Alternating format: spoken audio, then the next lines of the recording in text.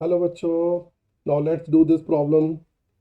Show that if axis be turned through this angle, तो ये जो इक्वेशन है this becomes free of xy in its new form.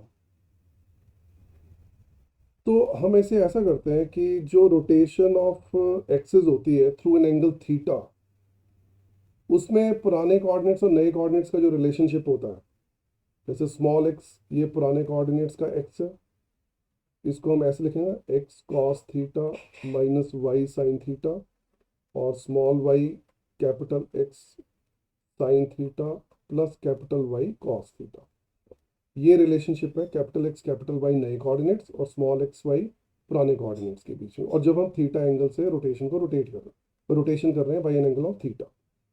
अब ये जो इक्वेशन है ना, ये ट्रांसफॉर्म हो जाएगी और उसमें ना एक्स वाई की टर्म नहीं होनी चाहिए, और हम शो करेंगे थीटा जो है वो 7.5 डिग्री होगा। तो लेट्स डू दिस। तो पहले तो √3 times x cos theta minus y sine theta का whole square plus √3 - 1 times x cos theta minus y sine theta into फिर ये वाली चीज़, और माइनस ऑफ वाई स्क्वायर की जगह तुम्हारा आ जाएगा x sine theta plus y cos theta, इसका होल स्क्वायर, ये इक्वल टू 0। अब देखो, ये जो भी इक्वेशन आएगी इसमें एक्स इंटू वाई की टर्म नहीं होनी चाहिए, तो हम वो वाली टर्म निकाल लेते हैं एक्स इंटू वाई वाली, और उसे एलिमिनेट करने के लिए 0 कर देते हैं। तो एक्स वाई वाली टर्म होगी कौन सी? तो जो एक्स वाई का जो कॉफिशेंट आएगा वो देखो क्या आ रहा है, इधर से -2√3 कॉस थीटा साइन थीटा आएगा एक्स वाई का कॉफिशेंट, और दूसरी वाली टर्म में से देखो एक्स इंटू वाई का कॉफिशेंट क्या आ रहा है, cos square theta minus sine square theta आ रहा है, और तीसरी वाली टर्म में से -2 कॉस थीटा साइन थीटा, ये हमारी टर्म्स आ रही हैं, और इनको ज़ीरो कर दो। एक्स वाई का पूरा कॉफिशेंट है, इसको तुम पूरा ज़ीरो कर दो।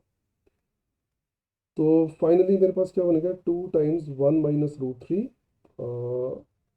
एक सेकेंड, -2 कॉमन निकाला और 1 + √3 आया, तो ये आ गया साइन थीटा कॉस थीटा, और प्लस √3 - 1 टाइम्स ये वाली चीज़, इसको मैं cos 2 थीटा लिख देता हूँ, ये भी sin 2 थीटा में चेंज हो जाएगा ना।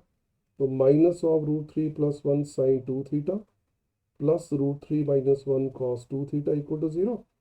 तो यहाँ से मेरे पास टेंजेंट 2 थीटा बन जाएगा।